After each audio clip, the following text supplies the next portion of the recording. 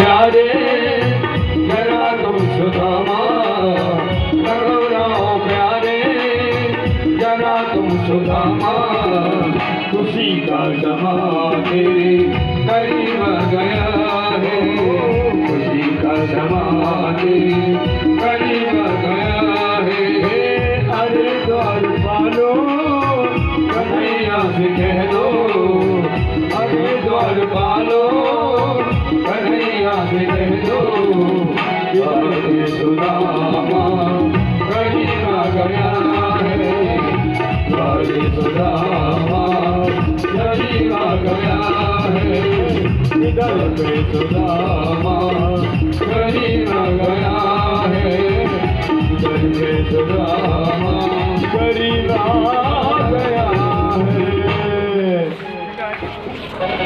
बोला कृष्ण कन्हैया की सुदामा कृष्ण मिलान की श्रीमद् भागवत महापुराण की।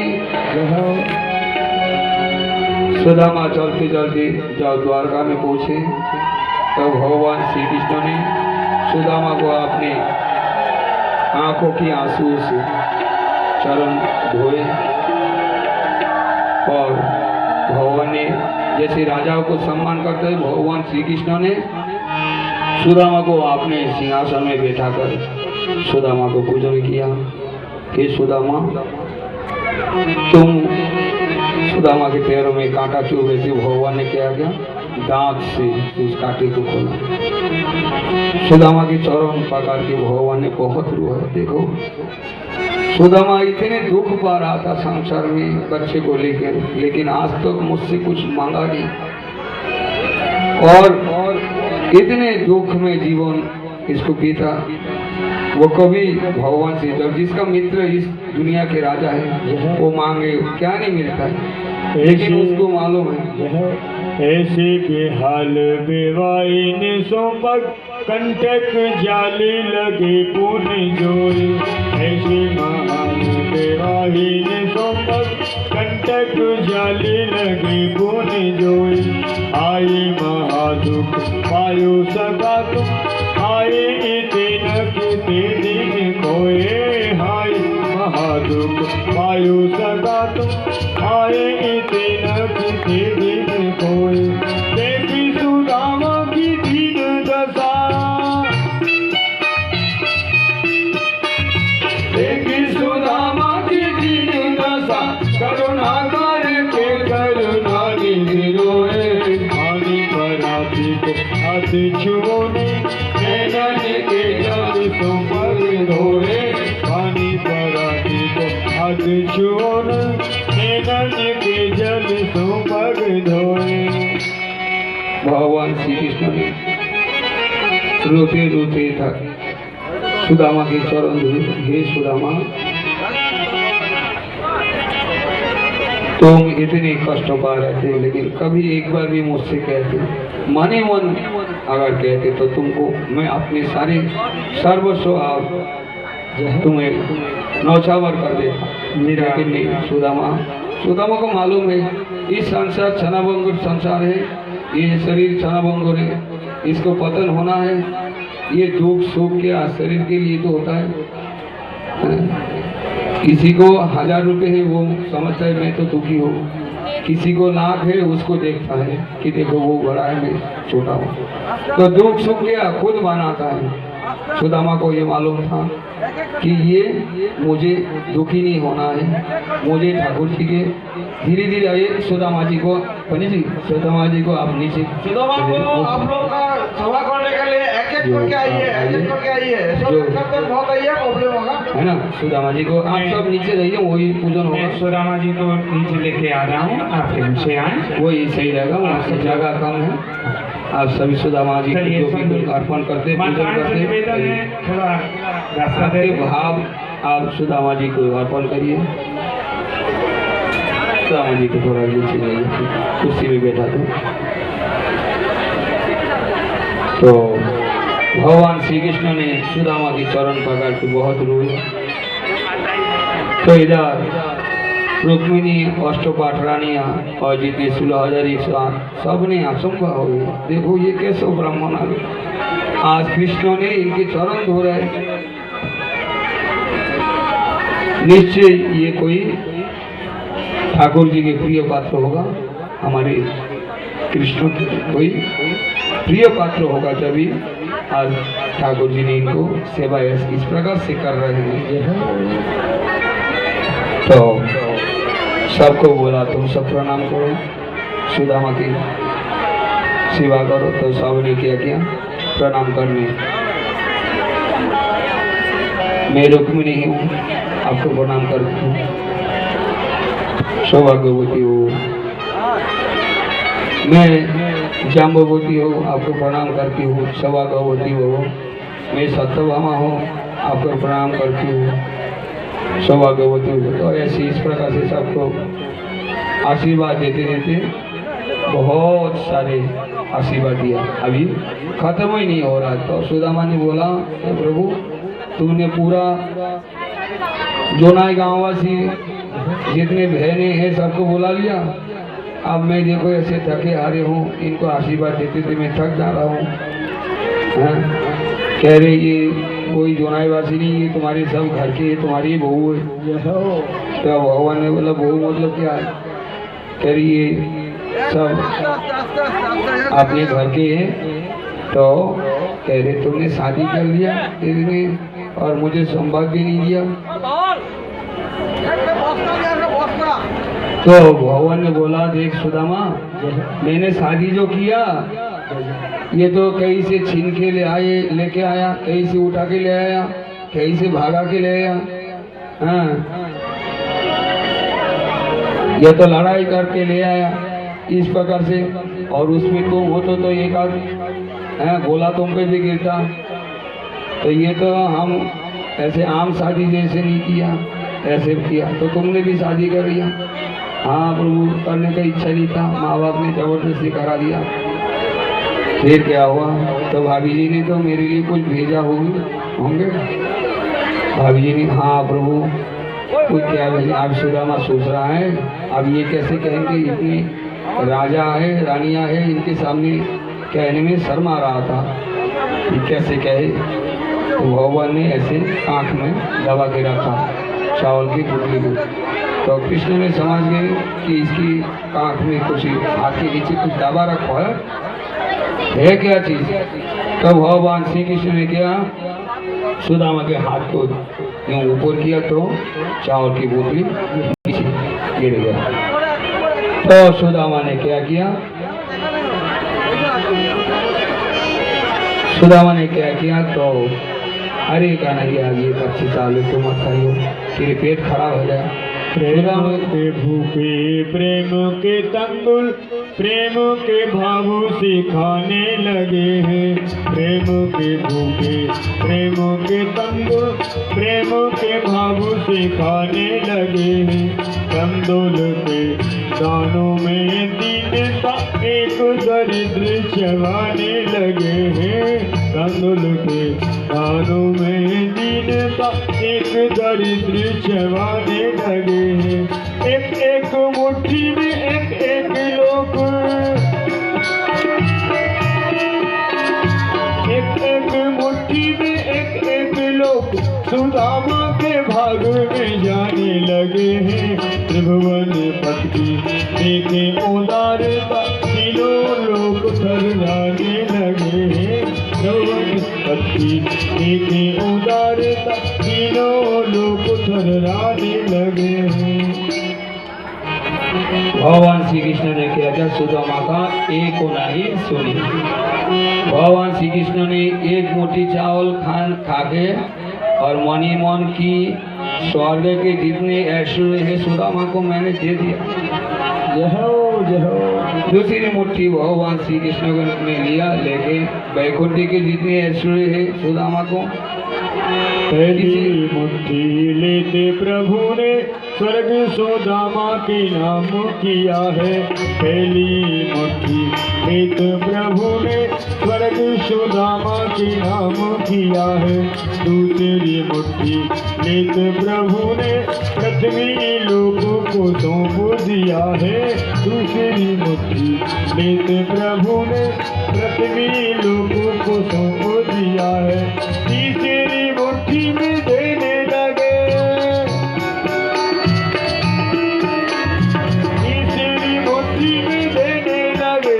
वैकुंठ को लक्ष्मी ने रोक लिया है, अपना निवासी दान में दे रहा, कैसा दानी मेरा पिया है, अपना निवासी दान में दे रहा, कैसा दानी मेरा पिया है। भगवान श्री कृष्ण ने दूसरी मुट्ठी चावल सुदामा के खाके सुदामा को वैकुंठ के जितने ऐश्वर्य है सुदामा को मैं दे दिया। जैसे तीसरी मुट्ठी खाने लगे तो रुक्मिणी ने क्या किया, प्रभु आप अकेले खाओगे, हमारे लिए भी तो कुछ बचा के रखो। ये सुदामा जी की जो तंदूर प्रसाद हम भी खाएंगे तो, और आप ज़्यादा खाओगे आपके पेट भी कोई खराब होगा। तो आज सुदामा के लिए भगवान श्री कृष्ण ने 56 प्रकार 36 व्यंजन बनवाई और सुदामा को जैसे कोई राजा के यहाँ आवे तो इस प्रकार से सम्मान किया सुदामा को जो है। तो सुदामा को बहुत आदर सत्कार किया। तो आप सुदामा सोच रहे मैं तो यहाँ पे बढ़िया खाते हुए, पता नहीं बच्चे भूख से रो रहे होंगे। आप सुशीला अकेला क्या करिए, अब इनकी चिंता उधर पड़ी, आप जाना चाहिए। एक दो दिन रह के सुदामा ने बोला कृष्ण से, कन्हैया मुझे जाना चाहिए, बहुत देर हो गया, तो बच्चे कैसा क्या कर रहे। तो भगवान श्री कृष्ण से सुदामा विदाई लेके चले। चलते चलते सुदामापुरी में पहुँचे। सुदामा के गांव में पहुँचे देखा यहाँ एक भी घर नहीं है, सब बिल्डिंग हो गया, सब सोने का बिल्डिंग में खंभा लग रहा है। तो जाते जाते देखा ये नीम का पेड़ था, ये पेड़ तो है, यहाँ पेड़ के पास में घर था, ये कुटिया था, ये तो यहाँ पे कोई महल खड़ा कर दिया।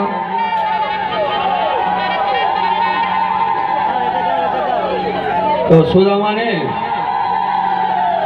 किसी से पूछा, भाई ये किसका महल है? क्या सुदामा जी का। सीसी 1008 सीसी मैनचेसी राजा धीराज महाराजा श्री श्री सुदामा जी महाराज जी का है। अरे सुदामा तो इतने नाम तो मेरा नहीं, लेकिन सुदामा तो ठीक है। आप सुदामा ने सोच में पड़ गया कि ये नाम मेरे साथ तो मिलता है। तो सुदामा को ऊपर से सुशीला ने देख लिया। तो सुशीला देख के आरती की थाली लेके सुदामा का स्वागत करने के लिए नीचे आई उतर के। हे प्रभु, हे प्राणनाथ। सुदामा बोला, आप कौन हो? प्रभु मैं सुशीला हूँ। तू तो कितनी दुबली पतली थी, आप कैसे मोटी है थी? प्रभु जब पैसा आता है तो दुबली भी मोटी हो जाती है, काली भी गोरी हो जाती है मेकअप करके। अच्छा, तो तेरे को ये पैसा किसने दिया? भगवान कृष्ण ने दिया। तो तेरे को दिया, तू रहे, मैं नहीं रहूँगा यहाँ पे। मुझे भजन करना है, मुझे इस महल में नहीं रहना। भगवान स्वयं वहाँ पे प्रकट हो गए कि प्रकट होके बोला, हे सुदामा, ये मेरी दिया हुआ प्रसाद है, तुम इस पे रहो, ये दोष तुमको लगेगा नहीं, तुमको माया नहीं पकड़ी। तो सुदामा को भगवान ने समझाया। तो सुदामा ने अंदर गए और भगवान के भजन करता हुआ वास करने लगे।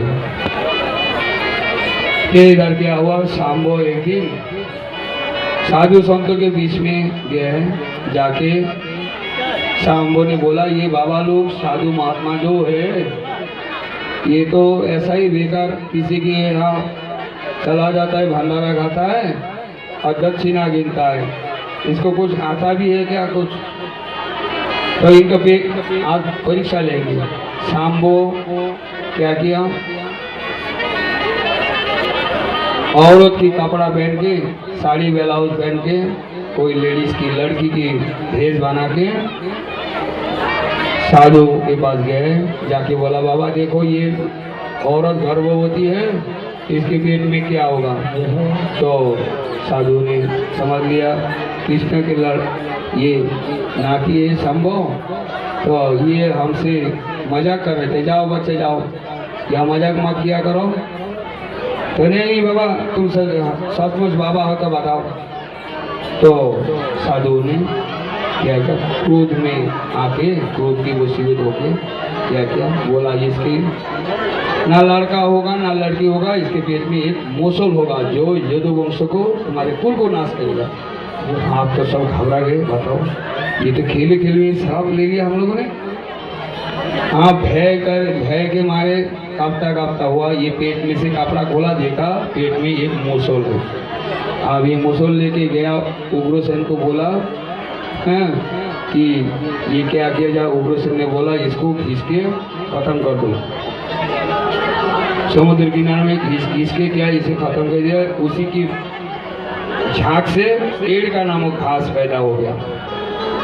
आप सब ने, भगवान श्री कृष्ण ने बोला अब तो मैं कलियुग का कलिकाल आने वाला है, तो आप सबको प्रवास तीर्थ में जाके क्या वहाँ पे हवन यज्ञ दान दक्षिणा ये भंडारा करना चाहिए, साधु संतों की सेवा करना चाहिए। तो सबको क्या बोला, आप सब प्रवास तीर्थ में चले जाइए। प्रवास तीर्थ में सब चले गए, जाके क्या किया, एक दूसरे से लड़ने लगे। लड़ते लड़ते जो एड़ का नामक जो घास था, उसी घास से एक दूसरे को पीटने लगा। जैसे एक दूसरे को वो जो एड़ का नामक घास है उसी से मारता है तो मर जाता है। इस प्रकार से एक दूसरे से लड़ते लड़ते सब यदुकुल वही नाश हो गया। अब भगवान श्री कृष्ण ने उद्धव को बोला, उद्धव तुम बद्री का आश्रम में चले जाओ। और दारुक को भगवान ने क्या किया, बोला ये सब मेरी माया है, तुम इसमें विस्मित नहीं होना। जो ज्ञानी व्यक्ति ये मेरी माया को समझता है, ये रोने धोने का कोई काम नहीं। देवो की रोहिणी चैव वासुदेवस्तथा सुतौ कृष्ण राम वसंत सुखार्थ बीजहु स्मृति।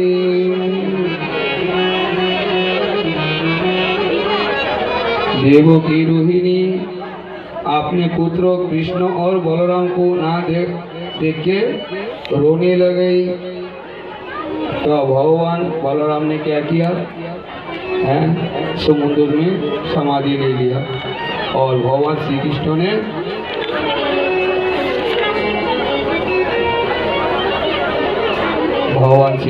क्या किया, एक पीपल के पेड़ के नीचे बैठे हैं, सब कुछ त्याग कर दिया। उस समय एक व्याध आया, व्याध आके भगवान के पैर को एक हिरण की कान समझ के सोचा ये कोई हिरण का कान होगा। और वेद ने क्या किया, भगवान श्री कृष्ण को पैर को लक्ष्य बना के भगवान को तीर छोड़ दिया। जैसे छोड़ा और भगवान के पैर में से रक्त निकाला। और वेद भागा भागा आया, हे प्रभु मुझसे गलती हो गई, प्रभु क्षमा कर देना। कह रहे मेरे तुम्हारा कोई दोष नहीं है, क्यों, तुम बाली पुत्र हो, तो तुम्हारे ये बदला लेने का विचार था, तो मैंने तुमको हाँ भर दिया था। ये बदला तुमने बराबर कर लिया कि मेरे पिताजी को तुमने मारी, तो मैं भी पिताजी का बदला लूँ। तो तुमने बदला लिया, बराबर हो गया, तो वो क्षमा करना। कोई बात नहीं, क्षमा कर दिया तुमको। तो भगवान ने देखते देखते क्या हुआ, सबके बीच में श्रीमद् भागवत महापुराण में समाहित हो गए भगवान की जय। बोल भागवत महापुराण की, श्री कृष्णचंद्र भगवान की जय। तो भगवान श्री कृष्ण के और बलराम के ये संवाद सुन के क्या हुआ, रोहिणी देवकी ने मूर्छित होकर गिर पड़ी और वही प्राण त्याग कर दिया।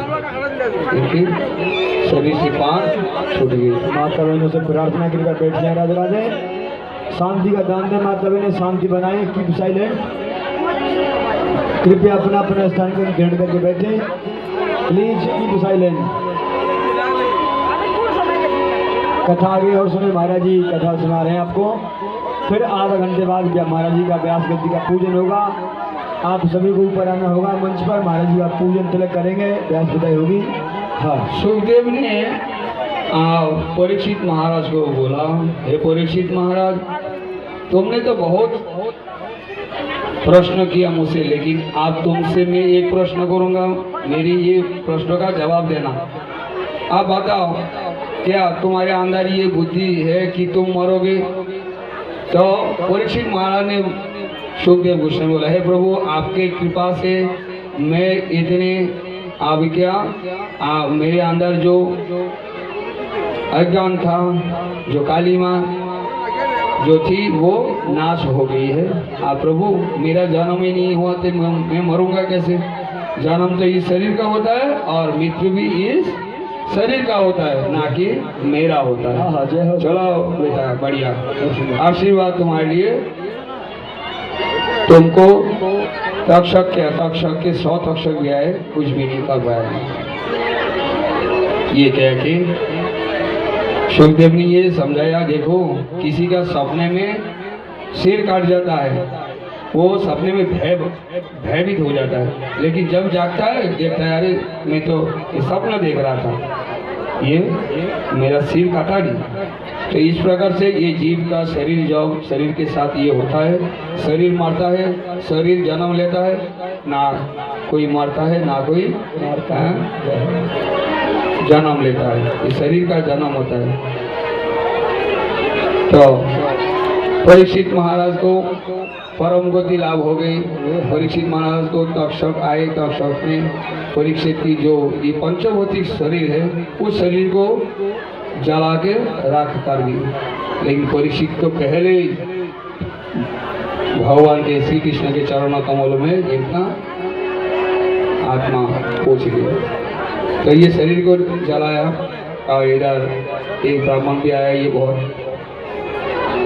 कथा है कि एक ब्राह्मण आया कि परीक्षित को बचाने के लिए तक्षक जा रहे थे कि भजने के लिए, दोनों में बात विवाद हुआ कि मैं बचाऊंगा, मैं मारूंगा। तो ब्राह्मण को धन दे दिया तक्षक ने कि ब्राह्मण तुम धन ले जाओ, धन तुम्हें ज़्यादा प्रिय, तुम धन ले लो।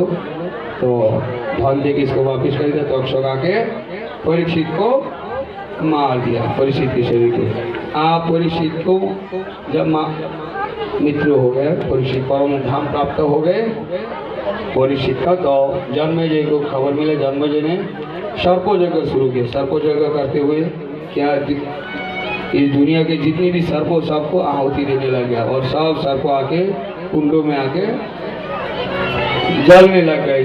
सब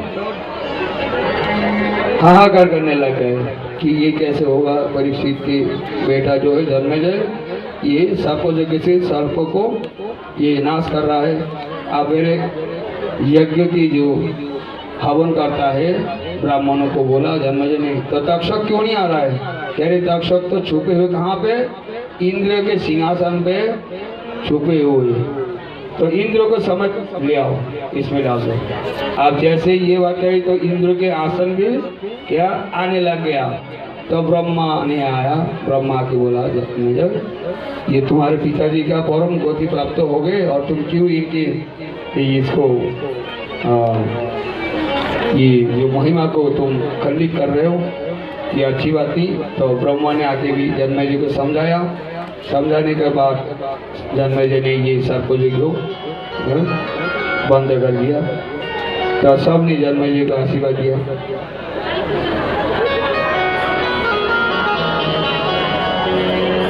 सोनू को बचो आहुष्टि आयुषि विषि मोय कंड तुम तनयो जना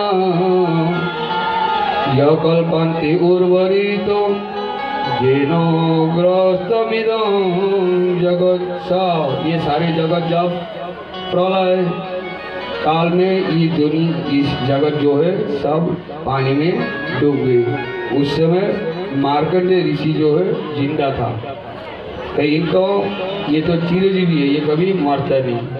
तो उस समय क्या हुआ, ये प्रलय काल आ गया। प्रलय काल आने के बाद क्या हुआ, ये सारे जगत के जो प्राणी है ये धरती भी जलमग्न हो गए। तो एक बार क्या हुआ, मार्कंडेय मुनि ने भगवान से भगवान का माया दर्शन करना चाहा कि प्रभु माया दर्शन कराओ। तो प्रलय काल के जल में मार्कंडेय मुनि क्या तैरने लग गया, इधर उधर ऊपर से नीचे नीचे से ऊपर होने लग गया। तो मार्कंडेय ऋषि ने देखा एक छोटा बालक श्री कृष्ण के बाल गोपाल स्वरूप बट सपुत्र सपुटे शयनम बालम मुकुंद मनसा स्मरामि।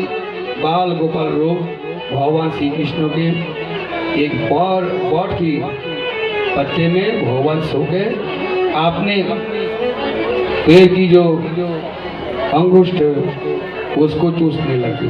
क्यों चूसने लगे, भगवान ने सोचा ये भक्त लोग मेरे चरण कामना करते, इस चरण में है क्या, मैं भी तो देखूं। तो भगवान बाल गोपाल ने बट सपुत्र सपुत्र शरण उस बट की पत्र में सोकर अपने अंगुष्ठ के जो पैर के अंगुष्ठ है उसको चूसने लगे। भगवान ने दर्शन दिया। भगवान ने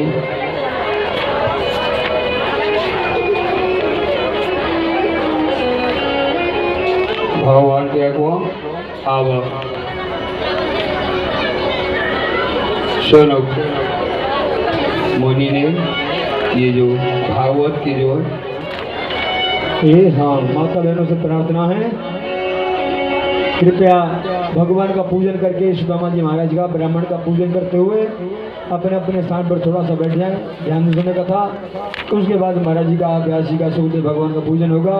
बस 15 मिनट और माता बहनें बड़े ध्यान से कथा सुने, 15-20 मिनट कथा विश्राम की तरफ जा रही है धीमे धीमे करके, ठीक है ना। हाँ जय जय जय जय। अरे कौन सा भजन था यार, भजन नहीं गाना।